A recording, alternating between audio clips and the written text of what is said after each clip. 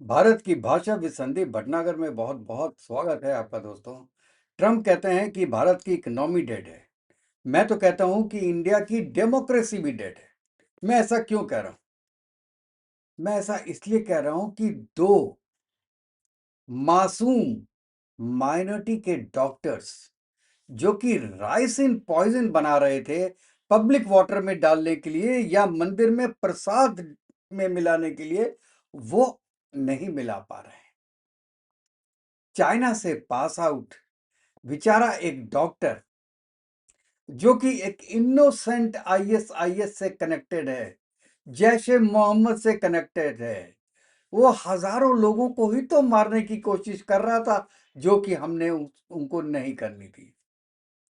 Senior note में दोस्तों, ये एक बहुत ही मुश्किल वक्त है हिंदुस्तान के लिए, क्योंकि जब पढ़े लिखे लोग, डॉक्टर्स आतंकवाद में शामिल हो जाएंगे, तो ये परिभाषा कि आतंकवाद अनएजुकेशन से, जिनके पास एजुकेशन नहीं है उससे फैलता है, ये गलत हो जाएगी। हम तो कहते हैं ओसामा बिन लादेन भी सिविल इंजीनियर था, लेकिन ये बहुत कम लोग थे। लेकिन हिंदुस्तान में क्या हो रहा है, चलिए पर्दे खोलते हैं, एक एक बात करते हैं आगे की। शुरुआत होती है जम्मू कश्मीर में कुछ जैश ए मोहम्मद के समर्थन में पोस्टर मिले थे, तो हल्के हल्के पुलिस जब गई तो उन्होंने पकड़ा, एक डॉक्टर था, डॉक्टर का नाम था आदिल अहमद राठौर, जो कि आप पीछे फोटो देख रहे हैं। ये पहले मेडिकल कॉलेज अनंतनाग में था, बाद में इसका ट्रांसफर हो गया था सहारनपुर में। सहारनपुर में उसको पकड़ा गया और उसका जब इंट्रोगेशन किया तो राठौर ने एक और डॉक्टर का नाम बताया, डॉक्टर मुजम्मिल शकील। ये जो डॉक्टर मुजम्मिल शकील है, ये पुलवामा में कोली गांव में कार्यरत है। दोनों का कई महीनों से आपस में कनेक्शन था। ये जो कोली है, ये लॉजिस्टिक्स देखता है और कम्युनिकेशन देखता है, और जो मेन डॉक्टर है राधेर, वो एक एक्सपेरिमेंट कर रहा है राइसिन पॉइजन बनाने के लिए, जो कि पोटेशियम साइनाइड से 6000 गुना ज्यादा पॉइजनस है। कुछ बूंदें आप टंकी में डाल दो पानी की, तो पूरी कॉलोनी की कॉलोनी खत्म हो जाएगी दोस्तों। ये वो ट्राई कर रहे थे। ये क्या कर रहे थे? ये जेनोसाइड ट्राई नहीं कर रहे थे क्या? जब हजारों लोग मर जाते तभी इसको जेनोसाइड बोलते?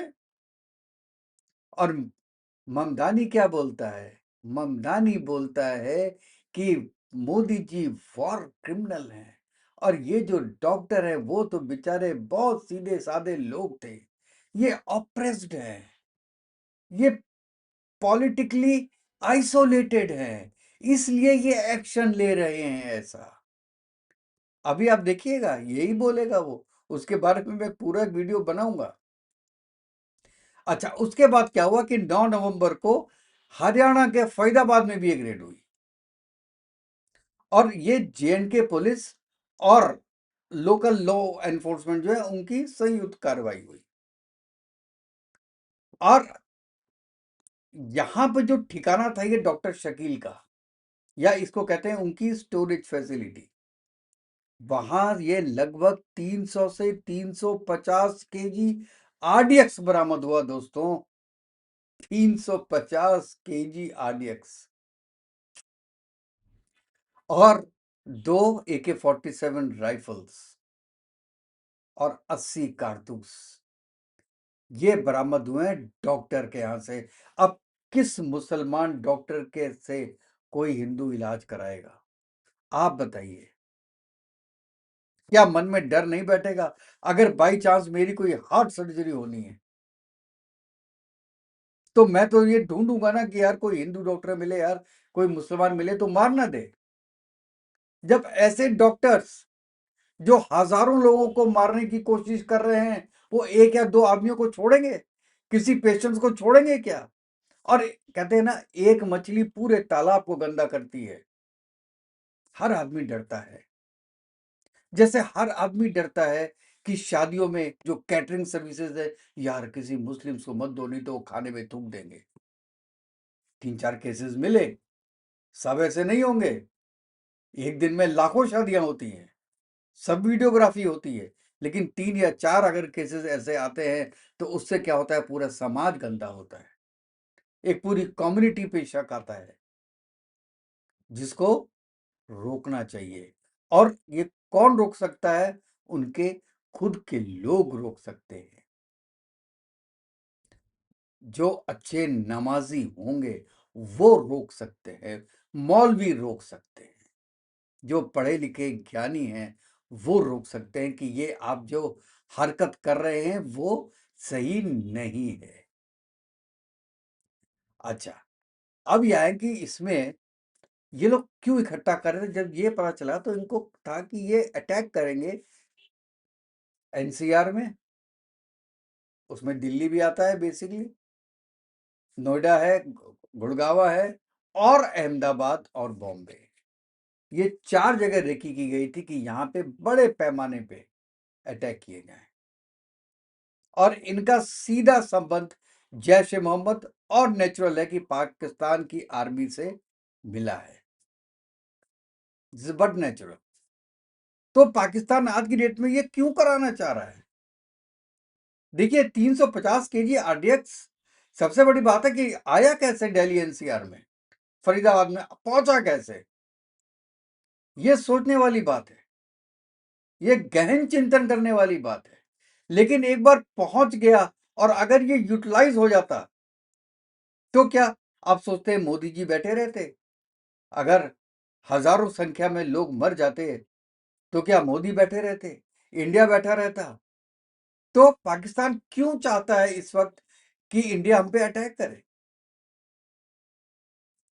या तो आसिम मुनीर को लेजिटमेसी चाहिए और ज्यादा। इसके बारे में मैं अलग वीडियो बनाऊंगा एक, जो 27th अमेंडमेंट है उसमें तो पाकिस्तान का राजा बन जाएगा। हम तो कहते हैं कि राजा, तुम अभी से राजा हो, और कितने राजा बनोगे यार? तो और क्या चाहिए उसको, और क्या रीजन हो सकता है? दोस्तों, आपको समझ में आता है कोई रीजन? तो आप बताइए। मालिक तो बन गया है वो पूरा पाकिस्तान का, अब और क्या चाहिए उसको करवा के? मोदी छोड़ने वाले तो है नहीं, पूरा वर्ल्ड नहीं छोड़ेगा उसके बाद। और बिना उनके आशीर्वाद के, बिना पाकिस्तान की आर्मी के आशीर्वाद के, जैश ए मोहम्मद इतनी बड़ी एक कार्रवाई हिंदुस्तान में कर नहीं सकता। लेकिन एक बात और है कि अगर हिंदुस्तान के मुसलमान या कुछ हिंदू उनके साथ ना मिले हो, जैश ए मोहम्मद के साथ ना हो, तो भी वो ये कार्रवाई नहीं कर सकते। भाई साहब, शुरुआत अपने घर से होती है। जब तक आपको अपने घर में आपके लूप होल्स नहीं है, तब तक कोई बाहर वाला आपको यूज नहीं कर सकता।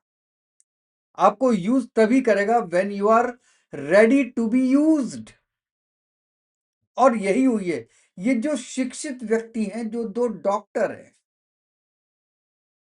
अच्छा इन डॉक्टर साहब 3 लोग और पकड़े गए अहमदाबाद से, उसमें एक टेलर है और एक कोई दूसरा काम करता है।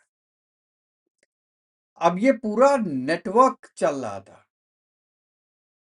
ये तो अच्छा हुआ किसी हरकत के पहले ये पकड़े गए, और अब शायद और लोग पता चलेंगे कि इनके नेटवर्क में और कौन कौन जुड़ा हुआ है।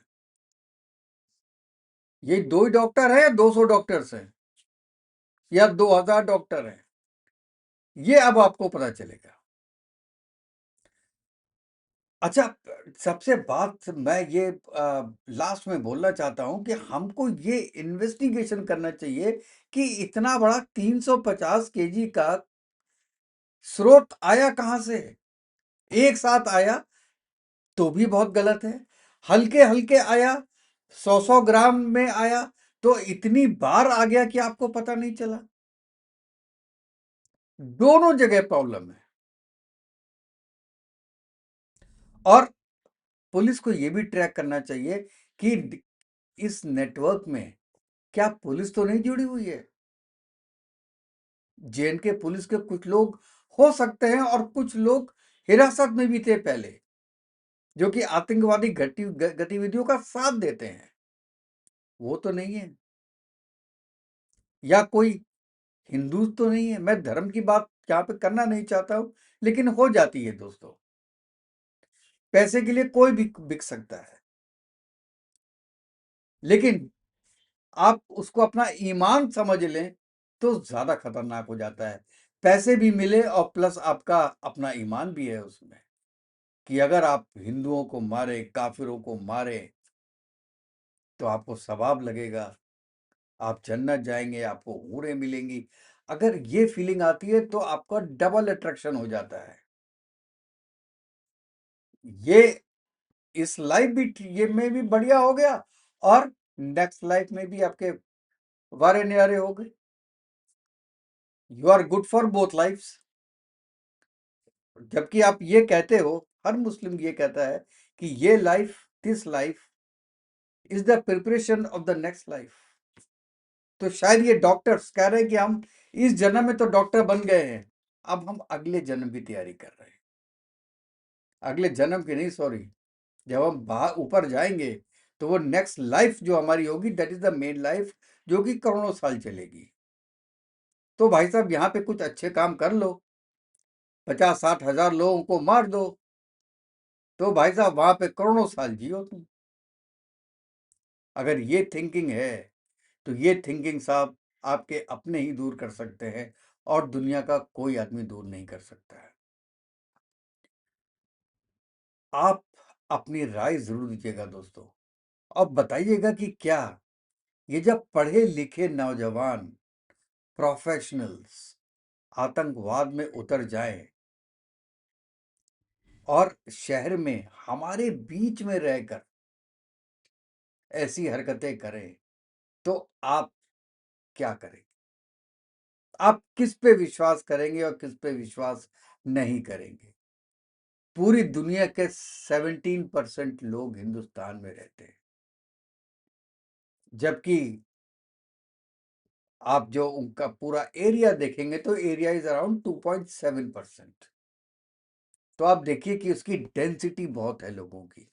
मैं ये आपको बता रहा हूं, डेंसिटी बहुत है, आसपास लोग हैं। आप किसको देखोगे, किसको चेक करोगे, कितनों को चेक करोगे?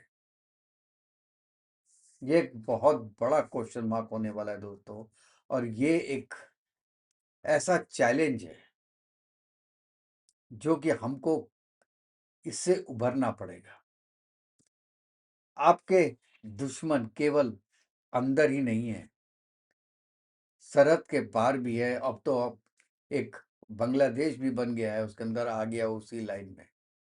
सो you have to tackle those things. Times are not easy. कम से कम जो अंदर से आतंकवाद है, उस पे तो अभी पार पाओ दोस्तों। आप अपनी राय बताइएगा कि आप इसके बारे में क्या सोचते हैं, और फिर हम मिलते हैं अपने नेक्स्ट वीडियो में। तब तक के लिए जय हिंद, जय भारत, वंदे मातरम। खुश रहिए, स्वस्थ रहिए दोस्तों।